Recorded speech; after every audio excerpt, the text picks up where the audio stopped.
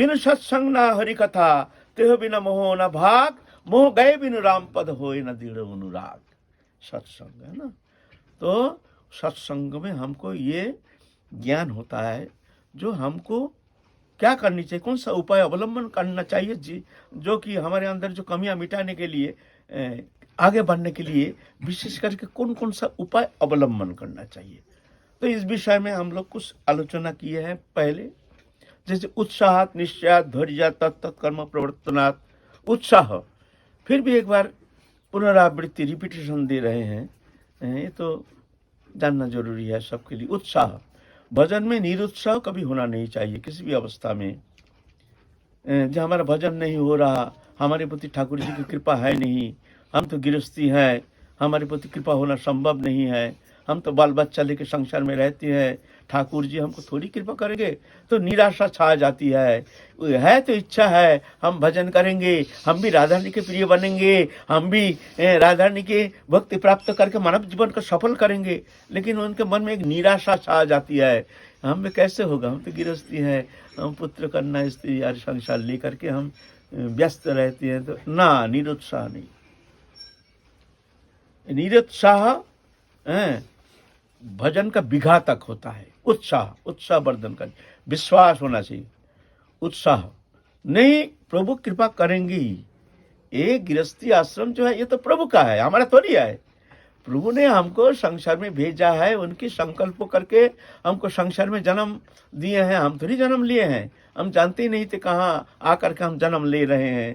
तो प्रभु की इच्छा जान करके, हाँ कर्म करना है, जब तक शरीर है तब तक कर्म तो करना पड़ेगा। कर्म तो मनुष्य का प्रयोजन ही उसका कर्म का प्रयोग होता है। हम कर्म क्यों करते हैं, कर्म करने का कारण है हमारे प्रयोजन बोध, हमारे जरूरत है। जरूरत नहीं होने से हम कर्म क्यों करेंगे। हम हमारे भूख नहीं है, खाने की इच्छा नहीं है, हम थोड़ी रोशेई करने जाएंगे रोशेई की शाला में, अरे का छोरो चक्कर, पेट भरा हुआ है तो मस्ती से माला लेके बैठे रहो झंझट में। भूख नहीं है तो हम रोशेई नहीं करेंगे। तो हमारे रोशेई करने का प्रेरणा वो कर्म का कारण बनता है, हमारे प्रयोजन बोध। ऐसा ही भजन भी प्रवृत्ति जो है ये हमारे प्रयोजन बोध को जगाना है, हमारे मानव जीवन का ये प्रश्न चिन्ह है। ये मानव तनु पा करके जो हरिभजन नहीं करता है वो आत्महत्याकारी। श्रीमद् भागवत महापुराण कहते हैं, निधो मध्यम सुलभं सुदुर्लभं प्लवं सुकल्पं गुरुकर्णधारम मयानुकूलन नवश्यतरितं पुमन भवब्दिं नतरित स आत्महा। ऐसे नर्तनु पा करके जो संसार सागर से उत्तीर्ण होने का प्रयत्न नहीं करता है, जो भगवत प्रेम सान्निध्य प्राप्त करने के लिए उसके भीतर कोई प्रकार चेतना जागृति नहीं होती है, इच्छा नहीं होती है, वो दुर्भागा है, वो आत्महत्याकारी है। संसार तो पशु जीवन में भी होता है, वहाँ भी संसार है, वहाँ थोड़ी कहाँ जाओगे। शरीर मात्र ही संसार है, शरीर है तो संसार है। इसलिए सोचना चाहिए ये प्रभु का संसार है, ये हमारा संसार नहीं है। प्रभु ने हमको संसार में भेजा है।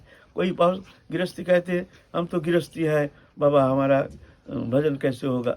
अरे ये भावना छोड़ दो, हम गृहस्थी है छोड़ दो, हम गृहस्थी नहीं है, हम गृहस्थी नहीं है, हम गृह में रहते हैं, लेकिन हम गृहस्थी नहीं है, हम भगवान के हैं, भगवान हमारे हैं।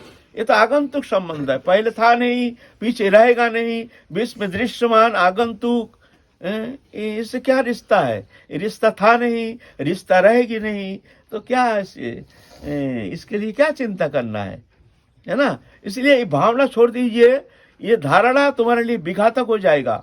हम गृहस्थी है, कौन सा गृह घर लेकर के हम आए हैं, जन्म लिए हैं, माँ की गोद में आया, नग्न होकर के, नग्न वालों किसी को जानता नहीं है, माँ की गोदी में आया है। ऐसा ही एक दिन ऐसे ही चलोगे, सब छोड़ छाड़ के, शरीर को भी छोड़ के चले जाओगे, शरीर भी छोड़ के जाना पड़ेगा। शरीर तो बीच में जो दृश्य संबंध है, ये रिश्ता तो था नहीं, है नहीं, होगा नहीं, होता नहीं, हो नहीं सकता है, तो बेकार का हम क्यों मुड़ मारेंगे उसके लिए। ये हम संसारी, हम गृहस्थ, हम संसारी नहीं है। हम भजन करना पीछे, पहले भावना को हटाओ, हम गृहस्थी है। हाँ, हम गृह में रहते हैं, ये तो सत्य है। आप पुत्र कन्या भी है, लेकिन ये हमारा नहीं, ये प्रभु का है, प्रभु ने दिया है, उनसे संबंध है, हमारे संसार से कोई रिश्ता नहीं। शरीर के द्वारा संसार करो, मन को रखो प्रभु के चरण में, हृदय में राधा कृष्ण जुगल ठाकुर जी को बैठाओ, बैठा करके उनके चिंतन करो, कर से कर्म करो, मन में प्रभु का चिंतन करो, मुख में हरि नाम करो, बस हो गया तुम्हारा छुट्टी। सीधा सरल व्यवस्था, वो तो झगड़ा का कोई यहाँ अनुप्रवेश है नहीं। ये करो, तप करो, तपस्या करो, ये करो, जप करो, ध्यान धारणा, उपासना, स्तप, स्तुति, वंदना, नाना प्रकार, कोई झंझट नहीं। कर से कर्म करो, जो कर्म करो करो, इंद्रियों के द्वारा कर्म, हृदय में वहां सिर्फ ठाकुर जी को बैठाओ, यहाँ किसी का अनुप्रवेश नहीं। कोई प्रकार संसार के कोई शुभ अशुभ कोई भी वस्तु, कोई भी विषय उसके प्रभाव इसके ऊपर आने नहीं चाहिए। वहां तो सिर्फ हम है, हमारे ठाकुर जी है, बस ऐसे भावना।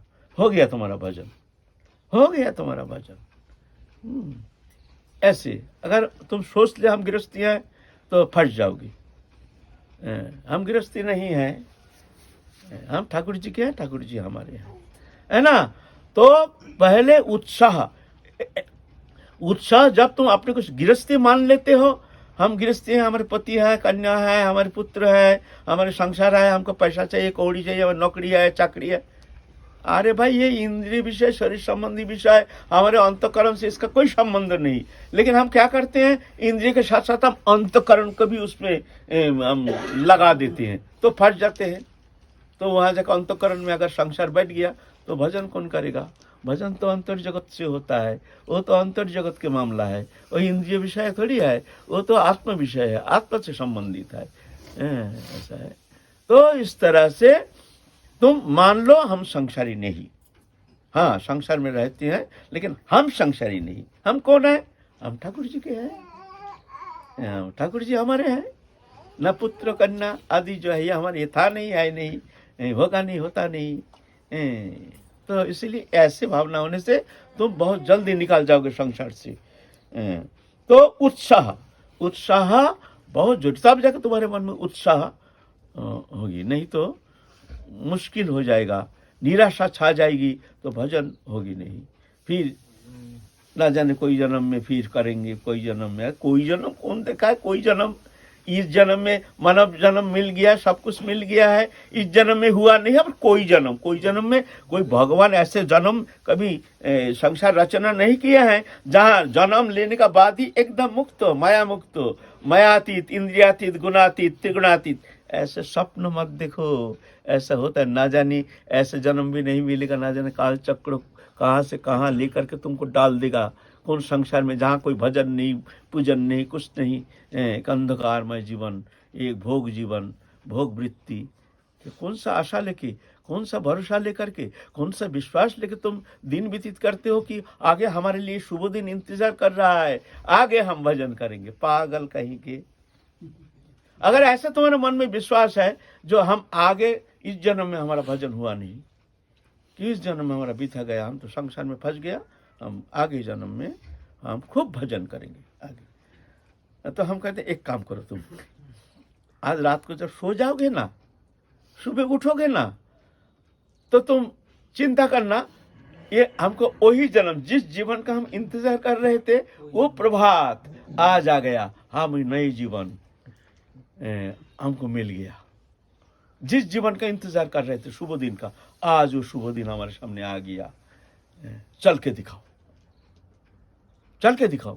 तुम सोचो कि हमको वो प्रभात आज आ गया, क्योंकि ऐसे ही होगा, पर मर के जन्म लेगा तो ऐसे ही जीवन मिलेगा। कोई मायातीत होकर के, माया बंधन मुक्त होकर के संसार में जन्म लिया, ऐसा कोई जीवन, आप भक्तमाल ग्रंथ अध्ययन कीजिए, कहीं आपको ऐसा जीवन कहीं मिला नहीं। जो भी पाल लगाया, ये माया के अंदर से ही, संसार से ही पाल लगाया, उनके लिए अलग कोई जीवन रचना नहीं किया है, ये माया के अंदर से ही पाल लगाया, और ज्यादा माया।